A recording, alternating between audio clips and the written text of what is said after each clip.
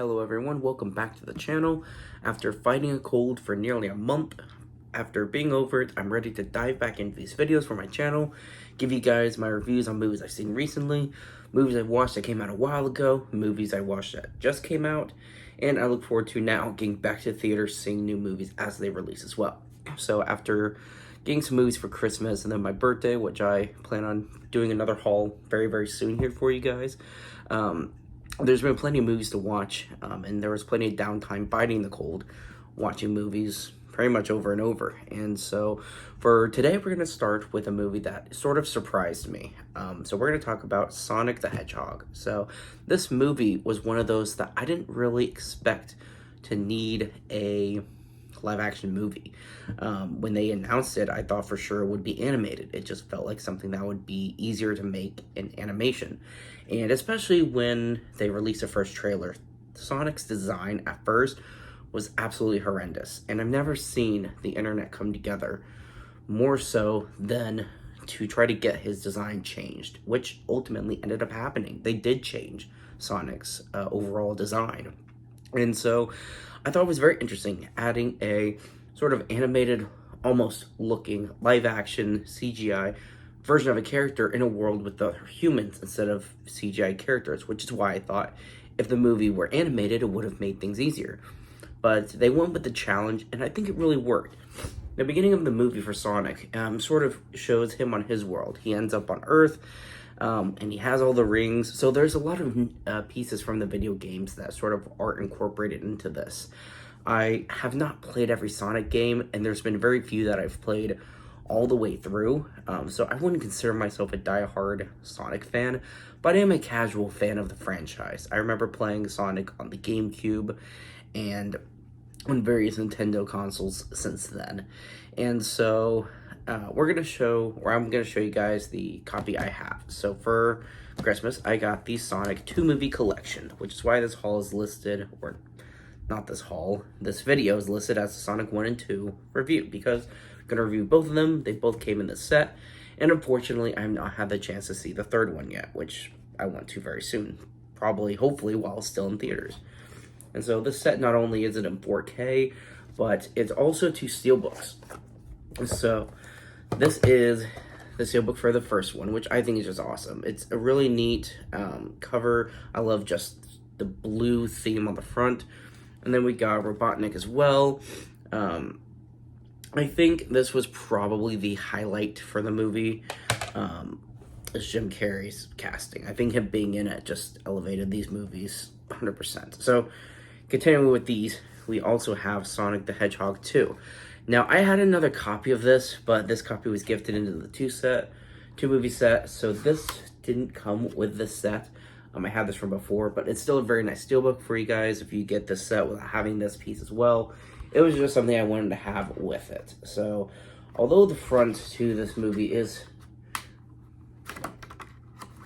Sometimes these things are just finicky. Although the front, I think, is pretty neat, I prefer the back more. I think this is just a cooler picture. This is a neater poster, I would say. I just think this is really cool. And so having these two movies, let's sort of talk about the first one. So for the first one, obviously, he ends up on Earth, he has the rings, and he's sort of trying to blend in to humanity, blend into the world.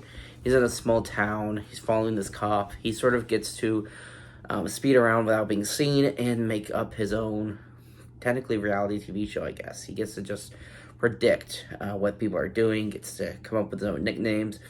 But it's when he wants to try to fit in a little bit, he leaves a piece of him sort of behind that sends off a surge for the military, and they bring in Dr. Eggman. And so he shows up looking for Sonic and ultimately does track him down to this home where he's now met the human, and they're sort of keeping him, they're trying to protect him. This guy, James Marsden's character, he's sort of trying to protect Sonic.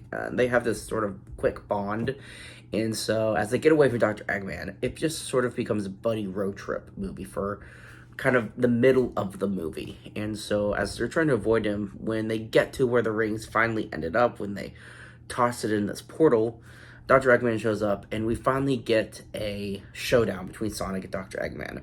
But it doesn't just end there, it ends also back in his new, now, hometown as well. And it's an epic conclusion, which I think between Sonic fighting him, I thought the animation looked absolutely insane. I thought it was great, it was detailed, it was fun to watch, and back in their hometown, he ultimately sort of gets beat up by Dr. Eggman. The town comes together to fight him, fight Dr. Eggman, which gives Sonic the strength to fight back for good. And as the town sort of rallies behind Sonic, they end up pushing Dr. Eggman into another reality, onto another planet, which we know he'll be back. Especially if you've seen trailers for the third movie, you know Jim Carrey sort of just kind of was in each of them. So moving on to Sonic 2, they sort of pick up kind of where the end credit scene left off for the first one, which was the existence of Tails in this universe now. And so for the second, you know, he's sort of living his life. The city is behind him. Everyone's rallied behind Sonic to protect him and help him, and he's sort of become a part of the community. But when Dr. Eggman gets back to Earth and he goes after Sonic immediately, he now has Knuckles with him, who is able to beat him pretty much easily, instantly. And so Knuckles very much becomes the physical threat, sort of to compare kind of the Dark Knight Rises. Bane wasn't really the smartest character, but Bane was the physical threat. And that's what Knuckles was in this movie. And of course, Idris Elba playing Knuckles, I thought was great casting. I thought he did a great job with the performance. And to go back to the visuals of the first one, I think everything about the visuals improved in this one as well. Not only having Sonic and Tails and Knuckles sort of tripling that kind of animation, because I'm sure they had a larger budget for the second. I think they were sort of to capitalize on the success and sort of help this franchise propel from one movie to the next because of each one's success. And so, not long after running away from Knuckles and Dr. Eggman, Tails meets up with Sonic to help him. They get away, and it almost copies the first one, but it's not really a straight copy. He's on the run from Dr. Eggman and now Knuckles. So Tails is with him. So now it becomes like a new sort of buddy movie for a little bit of the ways. But there are a lot more fights throughout this movie than there were in the second one. And eventually, they're all looking for this crystal. And so, when the temple is finally discovered by Dr. Eggman and Knuckles first, the visuals behind the temple I thought were great. And when Sonic finds it, he's having to run so fast across the water. And I think the visuals from this scene, between the beach, the water, him traveling, getting to the temple, I just praise the visuals because I thought it was just phenomenal.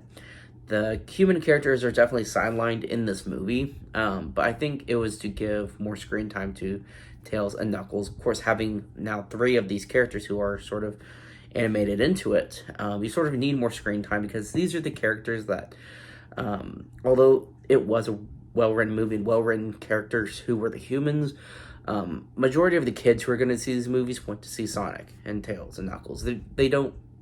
Children aren't going to really care for that. So I think they definitely had to cater to the majority of their audience, although there are plenty of adults like myself who had an interest and thoroughly enjoyed these movies as well.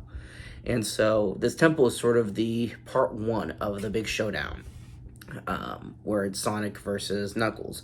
And as Dr. Eggman takes the crystal, he sort of doesn't care about Knuckles anymore. He sort of leaves him behind, takes off without him, and Knuckles is now realizing that he has been used. And so, as there's this scenario where the water's coming in and they're kind of drowning, Knuckles helps Sonic out of there. So Sonic takes off, but then Knuckles can't get out of there. So Sonic helps Knuckles and sort of cements himself as an ally, and they sort of realize maybe they do need to work together.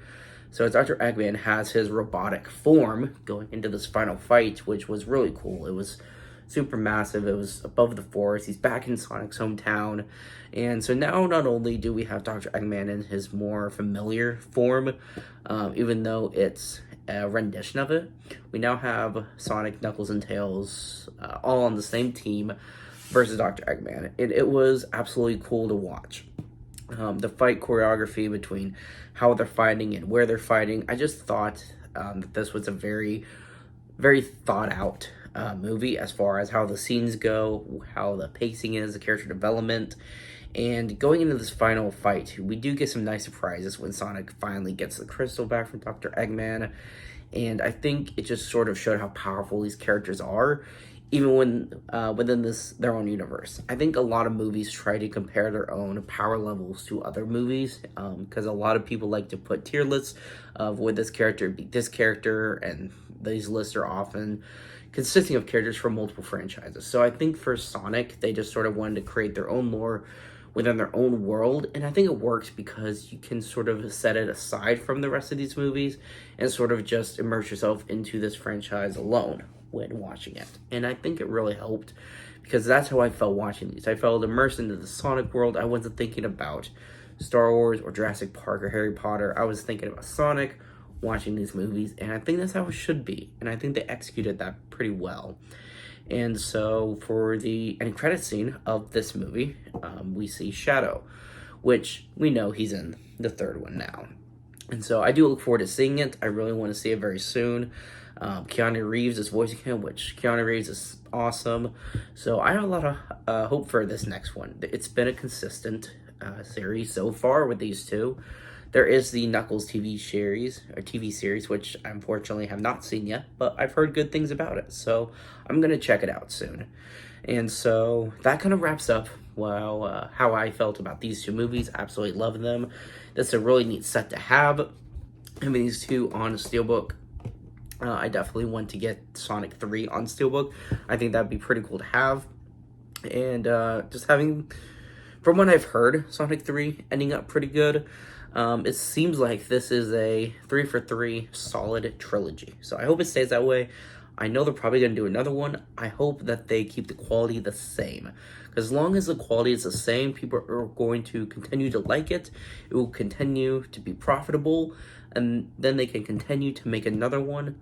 So as long as the profit stays and the quality stays, this could be a never-ending franchise. So it would be interesting to see if it turns out that way. I think they have a strong start and a lot of opportunity to make it happen that way.